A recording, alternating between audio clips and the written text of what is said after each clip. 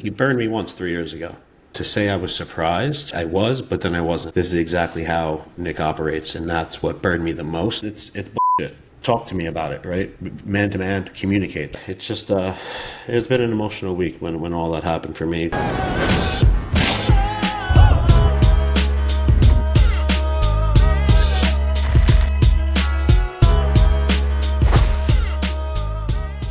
Hey guys, Ivan here, and in today's video we got something very interesting. So as you guys know, Nick Walker recently fired Kyle Wilks, his coach, right after the Mr. Olympia and right after his disappointing showing. We thought these guys might continue working together, but no, Nick fired Kyle, and it wasn't the other way around. These guys did not agree on stopping to work together. It's just Nick who decided to call it quits, to fire Kyle Wilks. So these guys are over, and in today's video, we actually got Kyle's explanation on how was this handled, how this happened.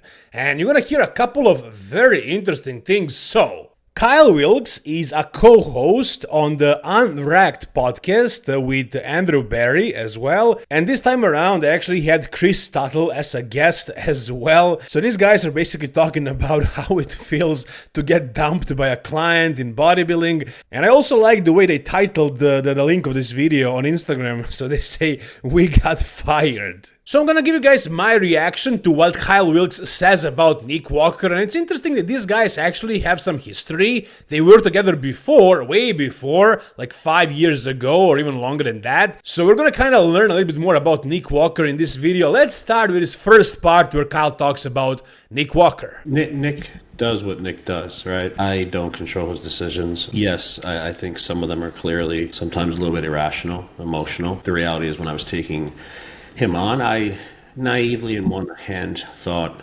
being that we were good friends back in the day, maybe this would be the end of the road, right? And hey, I'm gonna get him to the promised land, things will work out.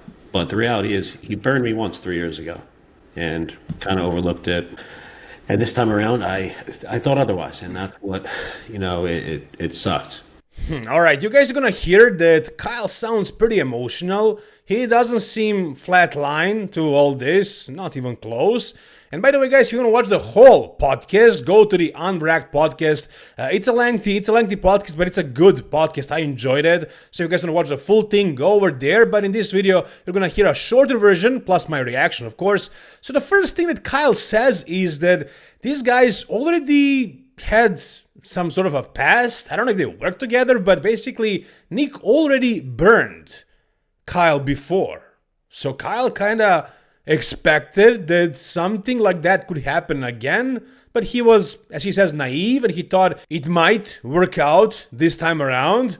Obviously, it didn't, not really. And I'm really curious to find out what exactly was it. How did Nick burn Kyle? But if you guys remember a couple of years ago, Nick worked with Dom Super Sliced the entire off-season, and then all of a sudden he just posted a couple of photos with Matt Jansen, and that's how Dom Super Sliced found out that he was no longer coaching Nick Walker. And we had a similar situation with Nick Walker here. So I also saw these comments on Instagram. So somebody asked, "Are you still Nick Walker's coach?" Then somebody else added, "They don't even follow each other anymore." Kyle's response to that was, "Good observation. That was news to me, lol." And somebody replies, "So he removed you from followers and unfollowed you?" And he replies, "Precisely." So basically, these guys did not even have an argument. It's just Nick who decided to end things with Kyle, and he unfollowed him and removed him from followers. What the hell? How did Kyle deserve this? Let's move on. Let's hear what else Kyle has to say. And Andrew, obviously when I got the phone call, we were doing a podcast. Yeah. And you heard firsthand the conversation and how cold it was. And to say I was surprised, I was, but then I wasn't, because I think back to 3 years ago, this is exactly how Nick operates, and that's what burned me the most, more so because there was no explanation. Okay, so it wasn't exactly the same like with Dom Super Sliced. Nick actually did call Kyle when he told him that he's ending things, but for some reason he unfollowed him and removed him from the followers. I don't know why the hell is he doing that. He's acting like a child at this point, but it is what it is. And what Kyle says is he sounded very cold, so he didn't give him an explanation at all. He just called him, told him we're ending things, even though after the Mr. Olympia, they had a conversation. They agreed on their plan for the next show. And the next show was gonna be the Arnold Classic, so that's a news as well. Nick is planning on doing the Arnold Classic. That's expected, really. Why would he wait for the Mr. Olympia? He can earn more money at the Arnold Classic, and also he doesn't need an off-season to put on more muscle. So yeah, that's kind of expected, but he planned on doing this prep with Kyle as well. But he decided at one point that he's done with Kyle. And we can see Chris Tuttle in this video, so I don't think Chris Tuttle is actually Nick's new coach. Who the hell knows who his new coach is? I think it's somebody. We'll find out soon enough. But let's move on to the next part. Listen to this. And then, when there was a comment made on the call regarding the fact that he did not like how he looked at Pittsburgh, to me, I don't even have words for that. You might never look better than that, if I'm being completely honest. And that was the closest you got to beating the best bodybuilder on the planet right now, right? Derek. So it's just, it's been an emotional week. Okay, this definitely got me by surprise. Nick Walker did not like his Pittsburgh Pro edition. I mean, could have he looked better? Sure, of course. There are always things to improve, but was this his best ever? For sure it was, by far. Maybe you can say his 2021 Arnold Classic version was better, but that's when he was smaller and more streamlined. With this mass that he has now, this is definitely, I think he couldn't have looked better than this. Maybe he could have been like even more shredded, but I don't know if he would have the same fullness and size. So really, this was a very good Nick Walker, and pretty much everybody except for the half of the judges had him winning this show and beating Derek Lunsford, who is, as Kyle says, the best bodybuilder in the world this year for sure. So I don't know what more Nick expected from Kyle to do, but at this show, he nailed it. Nick was perfect. I don't think he could have looked any better. The only thing that really he could have done to maybe win that show was to control the midsection better, but that's not up to Kyle really. Maybe it does a little bit when it comes to, fixing his digestion, Nick's digestion, if he has an issue with that, I'm not sure, but as far as the look, the combination of conditioning and fullness and the overall peak, it was done great, man. I don't know why Nick is complaining about this. Alright, the next part is also very interesting. It's regarding Nick's current look or his Mr. Olympia edition. And these guys talk about Nick's actual condition for that show. Was Nick truly only off peak week-wise, or was he not in shape? This is very interesting. Check it out. And I'm hearing people in podcasts saying that Nick was out of shape. And as someone that was like privy to the pictures, I want to post a few up here. Is that out of shape? How far out was this, Nick? Kyle? This was Sunday before we flew out. Alright, so I'm pretty sure Andrew Barry is referring to my videos, my podcast, as he says, because I was of the opinion that Nick was not in condition, that it wasn't only a peak week mistake. I was basing that mainly on Nick Walker's look at 1 week out that he posted on his IG. This photo right here, in which, in my opinion, again, he did not look super shredded.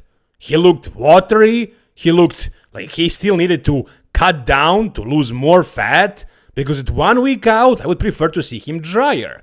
But who the hell knows what these guys were doing at this point? Maybe they started with sodium and water loading at 6 days out, and at 1 week out, he was still in condition. Because these photos were taken on a Sunday before the Mr. Olympia, and I'm gonna be honest, these photos actually look very good. He actually looks in great condition.